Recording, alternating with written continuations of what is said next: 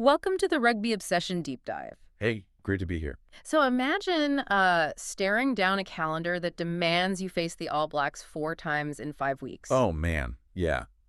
That is it's brutal. Right. And right after surviving a really intense Northern Hemisphere gauntlet, plus doing it all with a squad that is already limping from, a growing injury list. Which is exactly what they're facing. Exactly. That is the reality we are looking at today. Our mission is simple, but pretty massive. We are getting you fully prepped for the Springboks' unbelievable 2026 season. It is going to be a wild ride. Oh, absolutely. And we're pulling our insights today from a fantastic, incredibly detailed article by Craig Lewis over at the South African. Yeah, that piece is just packed with good stuff. It really is. It's got fixture lists, some highly calculated strategic maneuvers from Rassie Erasmus, and a projected starting lineup for the first major test of the year that requires some serious analysis. Oh, for sure. It's a phenomenal source to dig into. Yeah. Because what Craig Lewis has laid out here isn't just a schedule, Yeah. It's basically a blueprint for what might be the most physically and, well, tactically demanding year of test rugby in the professional era. I mean, the sheer density of these fixtures completely changes how we have to think about squad management. Exactly. It's a whole different ballgame now. And before we get into the heavy hits and the mechanics of how they are going to survive this, I want to quickly remind you to hit that subscribe button for Rugby Obsession. Highly recommend it. If you want to stay updated on all things Springbok rugby as this colossal season unfolds, subscribing is just the absolute best way to ensure you never miss a moment of the action. Okay, let's unpack this. Dude. Because the way this 2026 calendar starts really sets the tone for everything. It's essentially a tale of two entirely different tactical environments. Yeah, the source material outlines a very deliberate two-step approach to the mid-year test. Uh-huh. And the contrast between these first two fixtures is really the key to understanding Erasmus's entire strategy for the year. Right. So the season officially kicks off in under 3 months, on June 20th. They're playing a friendly against the Barbarians at the Nelson Mandela Bay Stadium in Graberha. Which is always a fun one. Always. Now, Craig Lewis notes this is going to be a largely experimental side. They'll be mixing newcomers who need exposure to the Springbok system with first-choice players who desperately need some minutes in their legs. Yeah, some miles on the clock. Exactly. But to me, this doesn't sound like a dress rehearsal. It sounds more like a high-speed wind tunnel test. Ooh, I like that comparison. Right. You're throwing new parts into a chaotic environment because the Barbarians always play with that unpredictable, unstructured flair. They absolutely do. Pure chaos. Exactly. Just to see if the individual components hold up under stress before you assemble the actual machine. That wind tunnel analogy hits the nail on the head. Yeah. You aren't looking for a polished performance in Graberha. You are stress testing your defensive systems against pure chaos. Because the real focal point, the match everyone is circling on their calendars, is just 2 weeks later. July 4th. July 4th at Ellis Park against England. And this isn't just a standard summer test, it's the opening match of the brand new Nations Championship. And Rassie Erasmus is already laying the psychological groundwork for this. The article actually shares his exact sentiments. Yeah, he's hyping it up. He is. He calls the Nations Championship a thrilling new challenge, but he specifically zeroes in on England. Right. He praises their grit during the Six Nations, explicitly pointing out how they pushed France all the way in Paris, even if, some other results throughout the tournament didn't exactly go their way. What's fascinating here is the psychological mechanism behind that praise. I mean, this is classic Rassie Erasmus. Oh, 100%. He's not just offering polite coach speak. By highlighting that specific game against France in Paris, he is actively managing the mental state of his own squad. Okay, how so? Well, he's telling his team, look, this is a Northern Hemisphere side that knows how to drag heavyweights into a grinding physical trench war in hostile territory. Ah, right. Building up the threat level. Exactly. Yeah. He knows that South African teams perform best when they feel threatened, when their backs are against the wall. Well, they need that edge. Yeah, so he is artificially creating that pressure right now to ensure there isn't a single drop of complacency when they run out at Ellis Park. I see that, but let me push back a bit here. Sure. Is it just about psychology, or is he looking at the physical reality of his own squad? Because when we look at the injury list Craig Lewis provided, the Springboks are looking incredibly vulnerable right now. They really are. Which naturally brings us to the biggest dilemma. Who is actually going to be wearing the green and gold when they run out of that tunnel? We have a projected starting XV from the source, but it relies on some massive assumptions. Yeah, the injury puzzle is basically the undercurrent of this entire deep dive. You cannot analyze this projected lineup without first acknowledging the physical toll the players are already carrying. Exactly. And right before we dissect this injury ward and reveal the projected lineup, I want to give you a quick reminder, hit subscribe on Rugby Obsession. Do it. We are going to be breaking down the mechanics of every single tactical shift this season, and you'll really want to be here for it. Okay, let's look at this casualty list. It's pretty grim. It is heavily concentrated in the tight five and the back row. We've got Lud de Jager, Afele Fassi, R.G. Snyman, and Pieter-Steph du Toit. And this raises a really important question about the nature of sports journalism and, mid-year projections. Oh, definitely. Because if you look closely at the article, Pieter-Steph du Toit is explicitly named on that ever-increasing injury list. Yeah. Yet when Craig Lewis projects the starting lineup for that massive England test, who is wearing the number 7 jersey? Pieter-Steph du Toit. I noticed that too. It feels like a glaring contradiction. He's listed as injured, but he's still penciled in to start the most important game of the summer. It is a contradiction, but I think it's a highly revealing one. It highlights just how fluid these early projections have to be. True. But more importantly, it underscores a fundamental tactical reality. Pieter-Steph du Toit is the irreplaceable anchor of the Springbok defensive line. He really is. He isn't just a player, he is a mechanism. He disrupts the opposition's phase play, he covers an astonishing amount of ground, and he dictates the physical terms of the breakdown. Wow, yeah. The projection essentially assumes that if he is medically cleared to stand on 2 feet, he will play. If he can stand, he plays. Exactly. The defensive system is so heavily calibrated around his specific work rate that taking him out fundamentally changes how the team operates. That really puts his value into perspective. But let's shift from the forwards to the backline, because there's a massive tactical decision projected at Fly House. Oh, this is a big one. Yeah. Craig Lewis tips Handre Pollard to take back the number 10 jersey. And the reasoning provided is his consistency and his goal-kicking reliability. Right.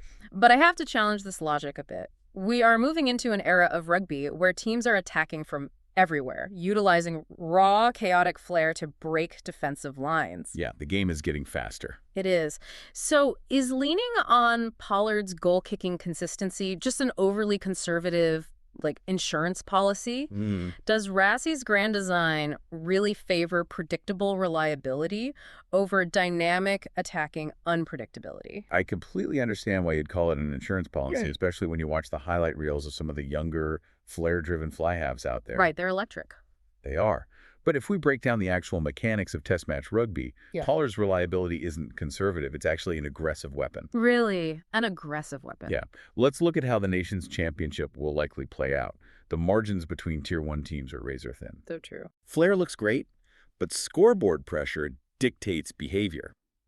Pollard possesses what we can call a territorial vice grip. A territorial vice grip. Okay, explain how that works on the pitch. So think about it from the perspective of the English defense. If you know the opposing fly half can reliably slot a penalty kick from, say, 50 meters out. Oh, I see where you're going. Right. Your safe zone on the field shrinks drastically.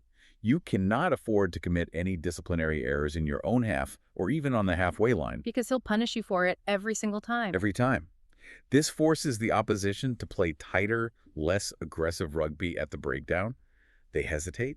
They second-guess their line speed. Wow. So while Pollard might seem like the safe option, his boot actually suffocates the opposition's defensive aggression, which ironically creates more space and time for the rest of the Springbok backline to operate. Okay, that makes complete sense. It's not about taking the safe route. It's about weaponizing the threat of points to manipulate how the other team defends. And when you look at the rest of this projected lineup, they have plenty of firepower to exploit that hesitation. Oh, definitely.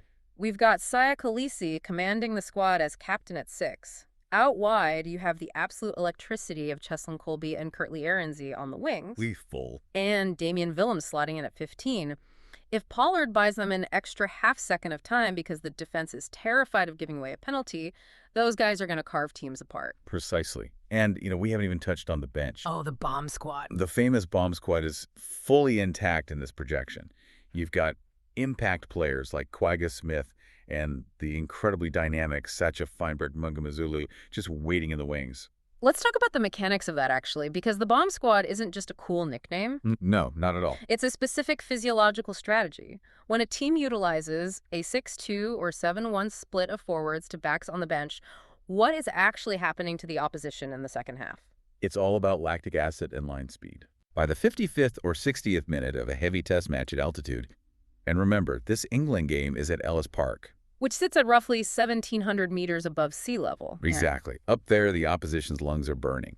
Their defensive line speed drops by just a fraction of a second. And that's all it takes. That is the exact moment Rassie introduces a completely fresh tight five or brings on Quagga Smith to create absolute chaos at the breakdown. It's a physiological mismatch. It's almost unfair. It feels like it. Sacha Feinberg Mungo Mazulu coming on against tired legs means he is accelerating into gaps that simply did not exist in the first half. It's basically suffocating a team for an hour and then opening the floodgates when they gasp for air. Beautifully put. It's brilliant. But having this incredibly deep, reliable squad isn't just a luxury for this specific game. When you look at the full 2026 schedule laid out in the article, that depth is absolutely critical for basic survival. Survival is literally the only word for it. This isn't just a schedule. It's an unprecedented, grueling marathon of physical endurance. Let's walk through this gauntlet because the logistics alone are staggering. They're insane. After they play England on July 4th at altitude, they stay in the Nations Championship and play Scotland at Loftus Versfeld. Then they move down to the coast to play Wales at Kings Park in Durban. 3 brutal Northern Hemisphere tests right out of the gate in July. Yeah, just to warm up. Then, in August and September, we get the rugby's greatest rivalry series. They play the All Blacks, not once, not twice, No. 4 times in 5 weeks. 4 consecutive matches against New Zealand. Just let that sink in for a I second. can't even process it. The physical toll of a single test against the All Blacks usually requires a full week of pure recovery. Doing it 4 times in 5 weeks stretches the limits of human physiology. And look at where they were doing it. They started at Ellis Park in Joburg, moved down to sea level at DHL Stadium in Cape Town, head back up to altitude at FNB Stadium in Joburg. Talk about whiplash. And then, here is the kicker, a historic game on September 12th at M&T Bank Stadium in Baltimore, USA. Then, just 2 weeks later, they do a massive hop across multiple time zones to Perth to play the Wallabies at Optus Stadium. It doesn't stop. And then comes the heavy November European tour. Italy, France at the Stade de France in Paris, Ireland at the Aviva Stadium in Dublin, culminating in the Nations Championship Finals weekend at Twickenham. If we connect this to the bigger picture, we are really looking at a fundamental shift in the business and physical demands of the sport. How so? Well, from a physiological standpoint, flying from high altitude in South Africa, across the Atlantic to the east coast of the United States, and then across the entire world to Perth, completely destroys a player's circadian rhythm. Oh, the jet lag would be debilitating. Debilitating. Yeah. Your body typically needs 1 day per time zone cross just to acclimatize. They do not have that kind of time built into this schedule. Not even close. This is exactly why the massive squad rotation we discussed earlier is mandatory. You literally cannot play the same starting XV across this schedule without risking severe injury. It's a war of attrition. But there's another angle here. That game in Baltimore, Yes. taking rugby's greatest rivalry, the Springboks versus the All Blacks, and dropping it into an NFL stadium in Maryland, that is a massive commercial play, isn't it? Absolutely. It is a highly aggressive commercial expansion of the Springbok brand. Yeah. They are taking their most valuable asset, the historical weight of the South Africa versus New Zealand rivalry, and leveraging it to capture the lucrative American sports market. It makes sense financially. It does. It's a calculated risk to grow the game globally, but it comes at the direct expense of adding thousands of travel miles to an already exhausted squad. The push and pull between growing the sport and protecting the players is wild, and this is exactly where we want to hear from you. Yes, We definitely. want to know what you think. Drop a comment and let us know your thoughts and opinions on this insane 2026 schedule or that projected lineup. Is playing the All Blacks 4 times in 5 weeks the ultimate dream for rugby fans, or does playing them that frequently dilute the magic of the rivalry? That's a great question. And what about the travel? Is taking these games to the U.S. worth the physical toll? Let us know your opinions in the comments. It is certainly going to be a polarizing schedule, Mm. and getting the fans' perspective on whether this aggressive expansion enhances the sport or risks cheapening the product will be fascinating to read. Absolutely. Well, as we wrap up this deep dive into what promises to be a legendary, completely unprecedented year for the Springboks, I want to give you one final enthusiastic reminder. Please subscribe to Rugby Obsession. You really don't want to miss what we've got planned. You do not want to miss our breakdowns as the Springboks navigate this massive journey. We'll be exploring the tactics, the squad rotations, and the sheer mechanics of every single match. And as you look ahead to the 2026 season, I'll leave you with this final thought to mull over. All right. With the Springboks playing in brand new structures like the Nations Championship and taking historic high-stakes rivalry games to completely new markets like Baltimore, we have to ask a difficult question about the future of the sport. Okay, what is it? Does this relentless commercial expansion and year-round, heavy-hitting schedule risk irreparably burning out the very athletes the fans are paying to see? Or is this brutal, globe-trotting gauntlet simply the necessary, inevitable evolution for rugby to survive and thrive as a top-tier global entertainment product? Thank you for listening to the Rugby Obsession Deep Dive, and we'll look forward to you listening to our next episode.